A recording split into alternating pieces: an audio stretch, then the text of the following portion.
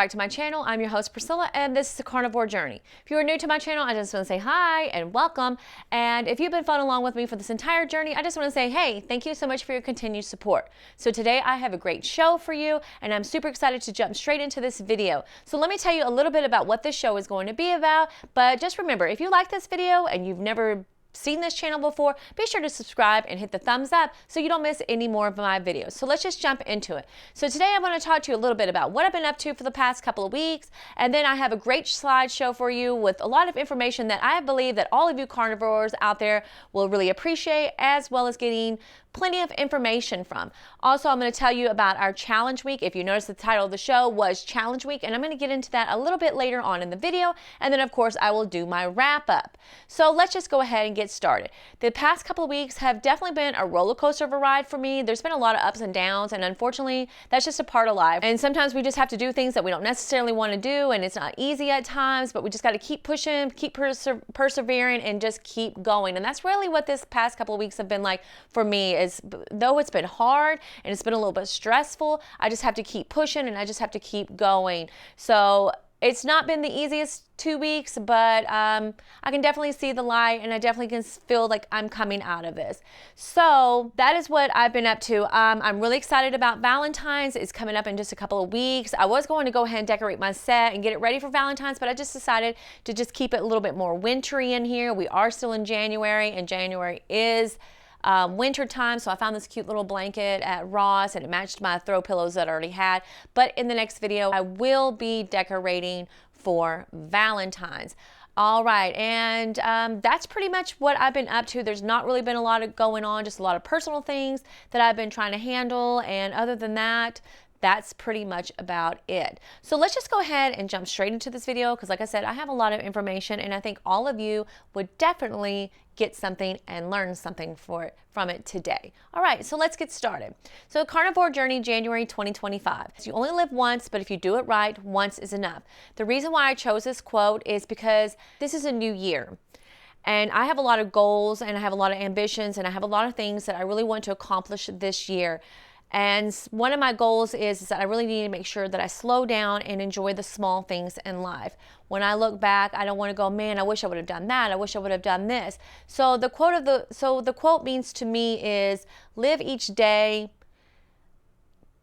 to its fullest. Enjoy everything around you, enjoy the people around you, and just live life the way you want to live life. So that is what the quote of the day is for me.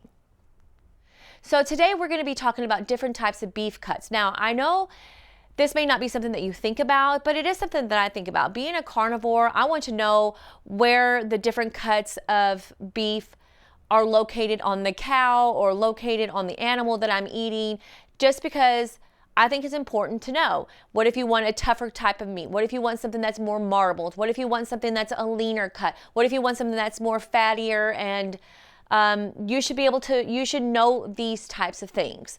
So beef cut is divided into sections called primal cuts, and there are 8 main primal cuts, and that is what we're going to go over. We're going to do 2 today, and in the next video we're going to do 2 to 3, and then we'll wrap up in 3 weeks. So then that will give us plenty of time to go over all 8 of the primal cuts. So here are the primal cuts that we're going to go over the next 2 or 3 videos. You have your chuck, brisket, shank, rib, your plate, and then of course your loins, which would be your sirloins, tenderloin, top sirloin. You also have your flank, and then your round. So today we're going to talk about 2 of those, and hopefully you'll get some much needed information and give you a little bit more knowledge about what it is to be a carnivore. So let's get started in this. So beef cuts. Large primal cuts are then cut and divided into smaller sub-primal cuts. Once this happens, the meat is ready to be shipped to local grocery stores. Once the meat arrives to the market, the meat is then cut into portion cuts. Portion cuts are then available for customers to purchase. Examples of portion cuts would be steaks and roast.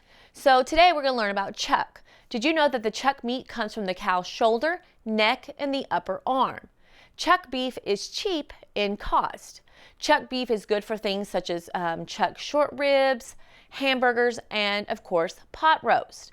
Chuck makes up the largest part of the animal.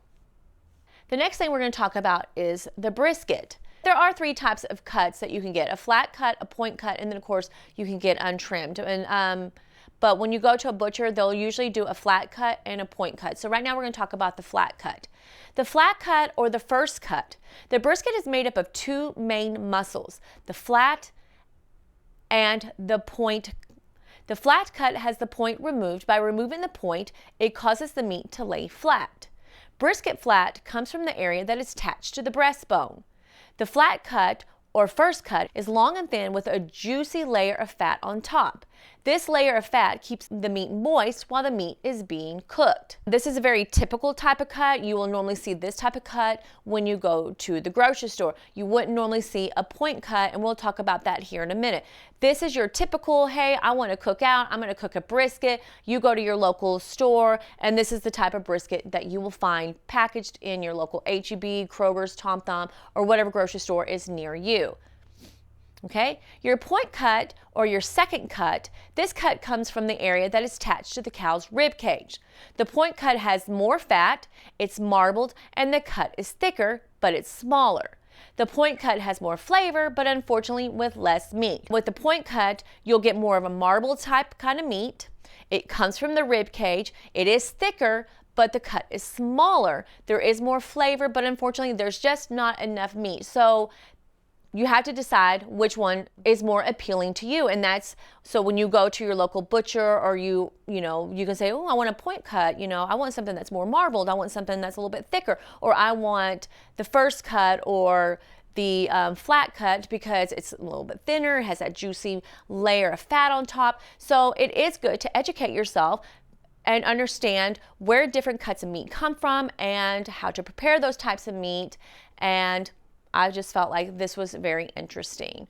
So this would be your typical brisket that you would find at the grocery store. If you notice, it's very long, it's very thin, and then it has that layer of fat right on top. There are so many ways to cook brisket, and cooking brisket is really a personal preference. In my opinion, brisket should be cooked low and slow. Now, when it comes to brisket, I know that there are people who take cooking to the extreme. I mean, people do this type of things for a living, or they do these types of things for a hobby, and they actually get really serious into it, especially some of these cook-offs that are around, in the summer around my hometown. People take this very serious. So everyone has their views on the perfect way to cook a brisket and not to cook a brisket. So if you are those type of people who love to barbecue and brisket is your specialty, please go in the comment section and tell me the ways that you prepare your brisket, because I would love to get some wonderful ideas. And like I said, cooking brisket is a serious business, and people are very adamant about the ways that they do things, which I think is awesome. But my personal way is just cook it on low and cook it slow. So this week, if you notice that the title of my show was Challenge Week, and this is actually going to be challenge for the next 2 weeks. And this is a 2-part challenge, and I hope that all of you will jump in and participate in this. I think that it would be a wonderful experiment to see not only how you do, but I'm going to be right there along with you doing the challenge as well. So part 1 is you need to write down your goals for 2025. If you have not written your goals down for the year 2025, that needs to be the very first thing that you do. 2025 just started. We're not that far into it. You have a long way until 2026 gets here. So there's no time is too late to start something. So go ahead, grab your pen and paper, jot them down, and post them somewhere on your refrigerator, in your car, at your desk, wherever you can see them each and every day. And then of course you need to read them. Read them in the morning, read them in the afternoon, and read them at night. And the reason why you should do it at least 3 times a day is so it will start soaking into your subconscious. The more and more you see things, and the more and more you go over things, then the more and more it will be embedded into your head. And every day you will have a reason to want to get up and do the things that you need to do every day. When we float through life and we don't have goals and we don't have a plan, then we're just kind of floating through and we're just kind of getting by. But if we have goals and we have plans and we have dreams, then it gives us a purpose, and there's nothing better in life than having a purpose. So that is goal number 1, or part number 1. Part number 2 is get out and walk 3 times over the next 2 weeks for 30 minutes. Okay, so that is the challenge, is I want to encourage all of you to get up and get outside and get walking. Now, whether either walk on your treadmill, walk outside, go to the gym, whatever it is, wherever you can walk, get out and walk. And I'm going to do it right along with you as well. I'm not going to ask you to do it and then not do it myself. So that is your challenge. So if you're the person that drives home every day after work and goes, oh, I'm just going to go home. No. Take a little right turn or left turn, go to the park and walk 30 minutes. Or on your lunch break, go outside and walk around the building. Do something, get up, get active. That is what this challenge is about. And if you would like to accept this challenge, please go in the comment section and just say either challenge accepted, give it a thumbs up, put an emoji steak in there. I don't care what you do, just do something to let me know that you are on board and that you are planning on doing this challenge right along with me. I've already written down my goals for 2025, so I can mark that one off, and then I will continue doing my walking. And guess what? You're not alone. I'm right here with you. So if I can do it, I know each and every one of you can do it as well. So let me just show you some of my goals. I did not write down all of my goals in the slideshow, but these are just some of the goals that I have for 2025. Every day when I get up, I can see them. It's the first thing I see when I get home, and it's the last thing that I see when I leave. So I'm going to make more time to do the things I enjoy. We live in a society where everything is just go, go, go, hustle and bustle all the time. And sometimes we just don't slow down to enjoy life or to enjoy the present moment and where we're at. So I'm going to make more time. I tend to just rush and from one thing to the next, and I'm just going to take a deep breath this year, and I'm going to exhale, and I'm just going to take life as it comes and just enjoy. If there's something I'm going to do, then I'm going to go do it. If I want to take a nap, I'm going to take a nap. If I want to watch a movie, I'm just going to watch a movie, and that's just what I'm going to do. I'm just going to take more time to enjoy the things I like. All right, I'm going to continue to do my weekly walking. That is just a plus. I like walking. It clears my mind. It's fun. And of course, I get to be and stay in shape.